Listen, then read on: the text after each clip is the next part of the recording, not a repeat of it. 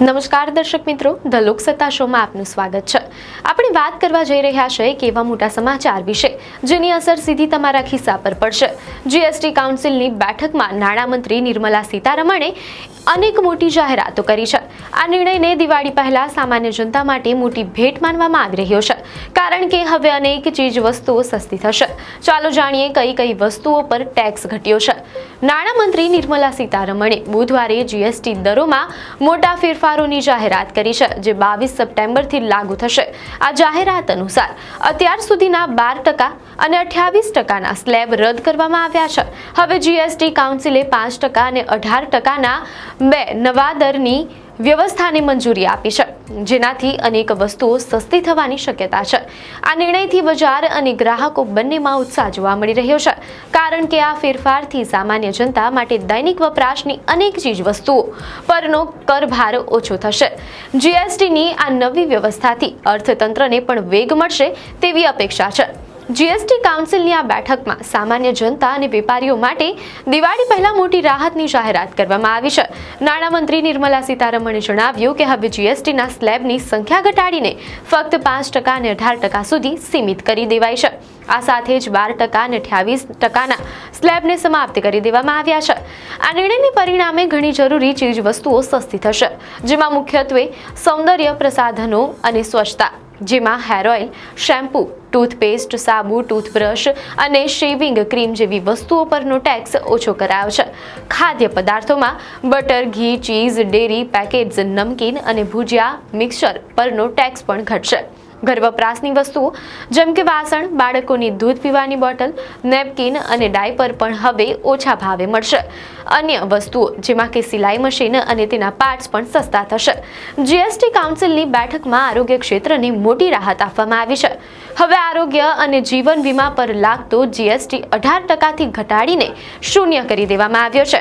આ નિર્ણયથી સામાન્ય નાગરિકોને વીમા પોલિસી લેવામાં આર્થિક ફાયદો થશે।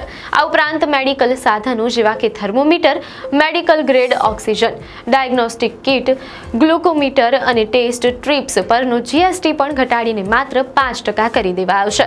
આ નિર્ણયથી સારવાર અને આરોગ્ય સેવાઓ વધુ સસ્તી અને સુલભ બનશે। જીએસટી કાઉન્સિલની બેઠકમાં શિક્ષણ, ખેતી અને અન્ય ક્ષેત્રોને પણ મોટી રાહત આપવામાં આવી છે। જેના વિશે વાત કરીએ તો વિદ્યાર્થીઓ માટે જરૂરી ઘણી વસ્તુઓ હવે જીએસટી મુક્ત બની છે, જેમાં નકશો, chart, globe, pencil, sharpener, colours book, notebook અને ઇરેઝર પરનો જીએસટી 0 કરી દેવાયો છે, જેનાથી વિદ્યાર્થીઓ અને વાલીઓ માટે આ વસ્તુઓ સસ્તી થશે। જો કે કૃષિ ક્ષેત્રે ખેડૂતો માટે પણ રાહતના સમાચાર છે। ટ્રેક્ટરના ટાયર અને તેના પાર્ટ્સ પરનો જીએસટી 18%થી ઘટાડીને માત્ર 5% કરી દેવાયો છે। આ ઉપરાંત ટ્રેક્ટર, બાયો કીટનાશક, માઇક્રો ન્યુટ્રિયન્ટ્સ, ડ્રીપ સિંચાઈ સિસ્ટમ પરનો જીએસટી 12%થી ઘટાડીને 5% કરવામાં આવ્યો છે। આ નિર્ણયથી ખેડૂતોને ખેતીના સાધનો અને સામગ્રી ખરીદવામાં મોટો ફાયદો થશે। જો કે બેઠકમાં ઘર વપરાશની અને ઇલેક્ટ્રોનિક્સ વસ્તુઓ પર પણ જીએસટીના દરમાં ઘટાડો જાહેર કરાયો છે। ઘર વપરાશના ઉપકરણો જેવા કે વાસણ ધોવાના મશીનો, એસી મશીનો, મોટરથી ચાલતા પંખા અને હ્યુમિડિટી કંટ્રોલ એલિમેન્ટ્સ પરનો જીએસટી 28%થી ઘટાડીને 18% કરવામાં આવ્યો છે। આ ઘટાડાથી આધુનિક ઉપકરણો ખરીદવા હવે સસ્તા થશે।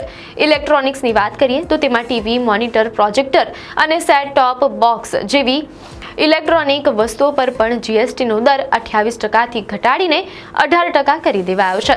આ નિર્ણય ગ્રાહકો માટે ડિજિટલ ઉપકરણો ખરીદવાનું સરળ બનાવશે।